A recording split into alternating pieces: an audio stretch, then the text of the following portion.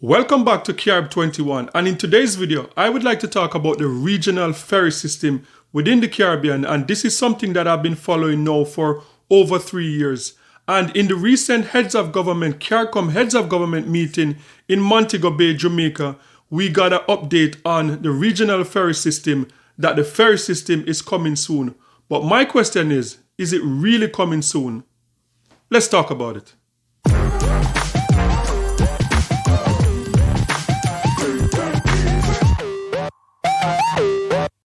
So for anyone that's been following Carib 21 network for the past 15 to 16 months would have known that this project, the Caribbean Regional Ferry System, is the project that I'm most excited about in CARICOM.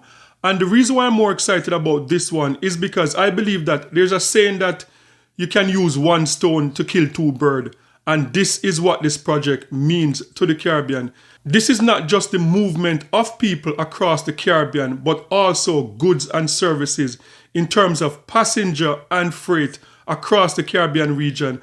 And one of the other reasons why I'm more excited about this also is because this project, I see this project as the easiest project that the Caribbean governments, the governments across the Caribbean, could come together and to make sure that this project gets done. This is easier than free movement of people. This is easier than any other project that, in terms of reparation for the Caribbean, this is the easiest project to get done. And I believe that if they can get this done, then nothing else will get done within CARICOM. And this is the update from the Prime Minister of Barbados, the Most Honorable Mia Mottley. This was a recent update in Montego Bay, Jamaica, addressing CARICOM Heads of Government. I am happy to report that there are at least 2 CARICOM member states that are now in the process of looking to acquire cargo planes to help us overcome the very difficult prospect of the movement of goods within this region. Equally, I anticipate that at this meeting at Montego Bay, we will have the presentation on the inter-island regional ferry from the private sector. And at this point, it is up to us to determine whether we have the political will to finally ensure that we can democratize travel through ships yet again in this region, knowing full well that with the federal maple and the federal palm, there were examples of it many decades ago, and that we have allowed ourselves to become purely at the mercy of air travel without recognizing that as islands in the Caribbean Sea, we have the ability to reach each other in good time and at cheaper fares than if we only use air to connect our region. So that was the Prime Minister of Barbados, the Honorable Mia Mottley, at the CARICOM Heads of Government in Montego Bay, Jamaica. And for those who are wondering, what do I mean by this is easier than anything else that CARICOM have on their agenda to achieve? This is the easiest thing. And the reason why I say that is because the infrastructure is already there. Back in 1959 to 1963, we had the federal palm and the federal maple, and those were 2 massive ferry that ran from Jamaica to Trinidad and Tobago to St. Vincent and the Grenadines and to places like Grenada. And this was done over 65 years ago.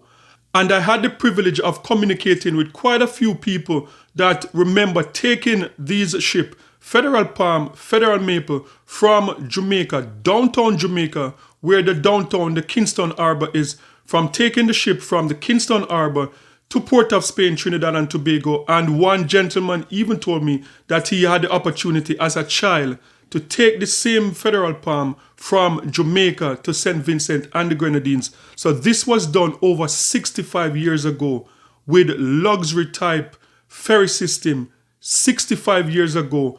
So if we could achieve that in the Caribbean 65 years ago, why can't we do it in 2025? And the infrastructure is already there because ferry system is very common around the Caribbean. If you go to Trinidad and you want to go to Tobago, you can jump on the ferry from Trinidad to Tobago that carries up to 400 people and cars and freight and everything on those ferry system. You go to St. Vincent and the Grenadines and you want to go from mainland St. Vincent to Bequia, you can jump on the ferry system that also takes cars, freight, and people. Bermuda, same thing. St. Kitts and Nevis, same thing. Ferry system is all over the Caribbean, and the infrastructure is there. So why is it so difficult to connect the Caribbean islands with a regional ferry system when the infrastructure is already there? And just after the heads of government meeting in Jamaica, now we're seeing a new update in Barbados about going forward and the ferry system coming soon. So this is the report coming out of Barbados. One of the things that I wanted to bring to the attention of Barbadians, and I don't think it really got a lot of attraction at the closing statement, was the question of an agreement by the heads of CARICOM on a ferry service being implemented in the region. Now, the heads met in caucus among themselves, together with the Caribbean Private Sector Organization, and discussed this matter fairly thoroughly. We have been able to identify one vessel, which will be a large cargo vessel, and it will be operating, or it is intended to operate at this point, between Guyana and Barbados. You would have heard there would have been some discussions earlier with regard to Trinidad and Tobago participating. The intention is still for Trinidad and Tobago to participate, but as you know, Prime Minister Kamala Persad-Bissessar was not at that heads meeting, so I'm not in a position to speak in lieu of her determination of their willingness to continue in this vein. But certainly Guyana and Barbados are on board with regard to that, and we have already identified one cargo vessel. The intention is to have a connectivity across the island chain. So, for example, that those products which may be brought from Guyana to Barbados may now then be carried also to St. Vincent, may also be carried to Dominica. The intention, however, is to go beyond just moving cargo. We also want to find a way of moving people and to move people at inexpensive rates. So when I saw the recent update coming out of Barbados from the minister and that the ferry system is coming soon, I know a lot of people were celebrating, but unfortunately, I could not be one of those people celebrating because, as I said, I've been following this for over 2 years. And I remember, like, just over a year ago, a similar update coming out of Guyana from the Minister of Agriculture in Guyana and from President Ali himself. And the update that was coming out of Guyana at the time was reassuring us in the Caribbean that, look, the ferry system is months away. And that was over a year ago. And just in case you forgot, let me give you a refresher. Minister of Agriculture Zulfikar Mustafa has indicated that the regional ferry service linking Guyana, Barbados, and Trinidad and Tobago is set to commence operations soon. Now they are doing the trial right now in Trinidad. I'm hoping that very shortly the operation can commence. The board have already been formed. The project's oversight board includes Minister within the Ministry of Public Works, Deodat Indar, and agriculture economist Dr. Richard Blair. Carry Cargo Incorporated, the entity responsible for operating the ferry, is registered in Guyana and includes directors from Barbados, Trinidad and Tobago, and Guyana. Additionally, Mustafa hopes to receive a confirmed launch date at the upcoming Council for Trade and Economic Development meeting scheduled for next week. I'm going next week to Kotek and hopefully I can get a date when it'll start commence. Meanwhile, the Cabinet of Trinidad and Tobago has already given the green light for the galleon's passage to ply the routes. Okay, so that regional ferry system update was a little bit over a year ago, and they reassure people in the Caribbean that, look, the regional ferry system is months away. That video was done in Guyana, and that was the agricultural minister, and they reassure us that, look, Trinidad and Tobago was on board, Guyana is on board, Barbados is on board, and the route would have been from Trinidad and Tobago to Guyana, Guyana to Barbados. Suriname was also a part of it. And that was already confirmed. And based on the information that we got then is that documents were signed, that they secured the cargo. A cargo was secured from Trinidad and Tobago. A cargo called the Galleon Passage was secured from Trinidad and Tobago. And that cargo would have been able to carry 400 people, 60 cars along with freight. So all of that was already signed off on. And then to fast forward 2025, now we are hearing that Trinidad and Tobago is nowhere to be found. Now we are hearing that there's a new committee with the Minister of Foreign Affairs from Jamaica, Kamina Johnson-Smith, being put together along with a minister from Barbados and I think from St. Vincent and the Grenadines. So this is a different committee from what we heard just a little bit over a year ago. So based on all the information coming out of Barbados now is that we are nowhere close to this thing happening. Because remember, in that report over a year ago, a freight was secure. Everything was signed off. Now we are hearing from this that now they're looking for a cargo that is capable of doing this, and now they can't even assure us that moving of passenger is anywhere close to happening. So based on all the information coming out of Barbados now, I think it's safe for us to say we are not as close to getting this regional ferry system as they told us 2 years ago, as they told us a year ago. We are not as close. Something happened and they're not telling us. Something happened with Trinidad and Tobago, between Trinidad and Tobago, Guyana, and Barbados, because the thing is, even though the Prime Minister of Trinidad and Tobago was not in Jamaica, the Foreign Affairs Minister was there. So if Trinidad was still on board with this regional ferry system, we would have received information that, look, the Trinidad and Tobago government is still on board. The information could have been, look, we know that the previous government committed to this regional ferry system and government changed in Trinidad and Tobago, but this new government were still on board with connecting the Caribbean. That would have been a simple message coming out of CARICOM. But the fact that that message did not come out of CARICOM, I believe that something is wrong. I believe that the new administration in Trinidad and Tobago probably does not see this as something that is very important to them. And that is why now we can see the minister out of Barbados saying that they're looking for a new cargo. Because based on my information, based on the information that I showed earlier, the cargo was already secured from Trinidad and Tobago. So this is very frustrating. And as I said, I remember a little bit over a year ago, I was in St. Vincent and the Grenadines, and I was, while doing videos in St. Vincent and the Grenadines, I was bringing this story about the regional ferry system. I remember at the time saying to people that were watching from St. Vincent and the Grenadines that, look, as soon as this regional ferry system is up and running, I am very committed to going to Trinidad and Tobago to jump on that regional ferry to take it from Trinidad and Tobago to Guyana or from Trinidad and Tobago to Barbados. That is something that I would have loved to have done. And I mentioned that a bit over a year ago. I said that. And fast forward now, I don't think that this is anywhere close to happening. So guys, just let me know what are your thoughts about this regional ferry system within the Caribbean. Do you have faith that it is going to happen soon, that the Caribbean islands are going to be able to connect with each other in terms of movement of people, goods and services?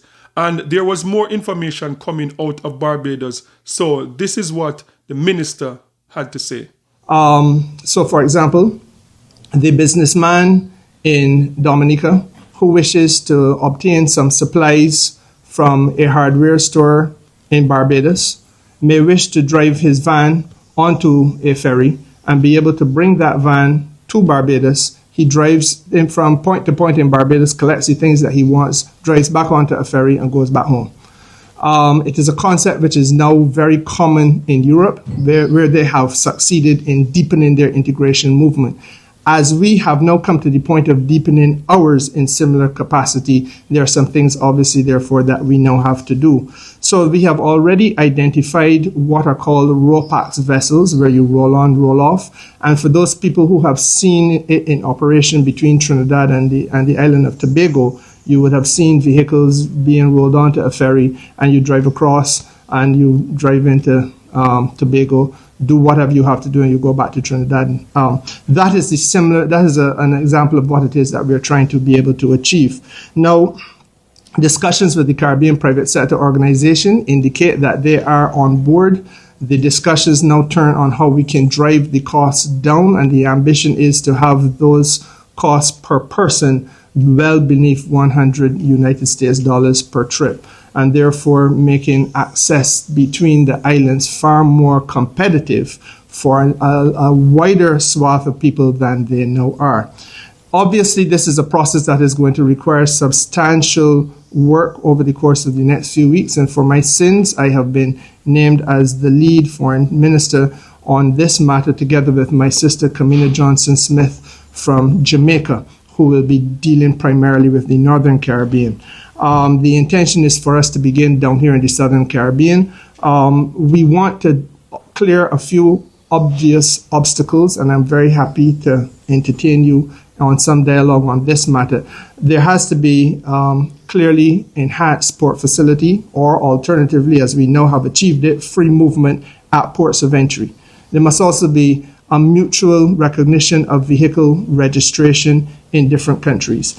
In similar vein, we have to be able to make sure that our driver's permits or driver's licenses are mutually recognized across participating member states. In similar vein, we also have to make sure that vehicle insurance policies are harmonized as best as practicable. This is a potential area of some challenge because every jurisdiction has its own insurance policies. The policies are jurisdictional specific, and in some cases the reinsurers are not the same either, so that the reinsurers for many companies in one country may not be the same as others, and therefore there's a level of harmonization now that has to be done not only at the regional level, but we'll also have global and international considerations, because we don't have a single reinsurer in the Caribbean. So that takes us outside of the immediate range. Obviously, with regard to roll-on, roll-off vehicles, some ports are going to have to go through a period of upgrade in order to build out the capacity in order for them to do this. And as it is a matter of priority, it will be expected that member state by member state will be paying detailed attention to that in short order. And of course, we have now to remove non-tariff barriers, those administrative practices that make it more difficult to move product from country A to country B. Interestingly, that has been set up largely by the private sector in the region, who had on many occasions complained that they want different levels of protection. And so now it is the private sector which is saying, to make this happen, we have to remove some of those protections which we previously set up. So it is happy news that once again, the flow and speed of business in the region may become better and easier for the average person. And of course, I don't want to give you an exhaustive list, but just to give you an understanding of those things that we are prioritizing, there has to be also enhanced customs clearance at the ports of entry. So once we are able to get those things done within the next months, then this idea can become a reality. You will recall that it has been a dream now talked about for many, many years. And I am pleased to say that coming out of this particular Heads of Government Conference, we've been given the green light together with the Caribbean Private Sector Organization, which is fully on board for the first time in order to drive this process forward. Thank you for watching this video, and don't forget to like, share, and subscribe for more amazing content. Thank you for watching this video, and don't forget to like, share, and subscribe for more amazing content. Thank you for watching this video.